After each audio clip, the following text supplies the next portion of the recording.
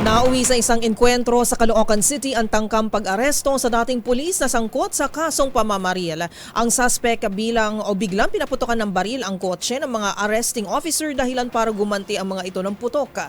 Balikan natin narito ng mga detalye via Giselle Ricafort. Giselle.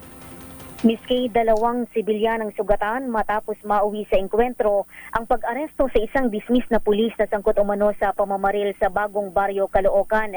Sa report na natanggap ng National Capital Region Police Office mula Northern Police District, isang 25 anyos na babae at 25 anyos rin na lalaki ang pawang sugatan matapos tamaan ng ligaw na bala. Sa inisyal na investigasyon, biglang pinaputukan ng suspect na sakay ng kotse ang mga aarestong pulis dahilan upang gumante ng putok ang mga otoridad. Tinamaan ng bala ang mga gulong ng sasakyan kaya bumaba at naglakad na lamang ang suspect pauwi sa kanyang bahay.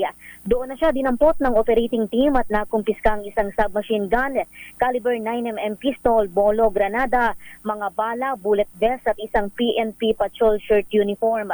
O narito nakipag-ugnayan ng Tanza Municipal Police Station at Cavite Provincial Intelligence Unit ng Cavite Police sa Bagong Baryo Police Substation kaugnay ng pamamaril na kinasasangkutan umano ng dating pulis sa Tanza, Cavite na nangyari noong February 14.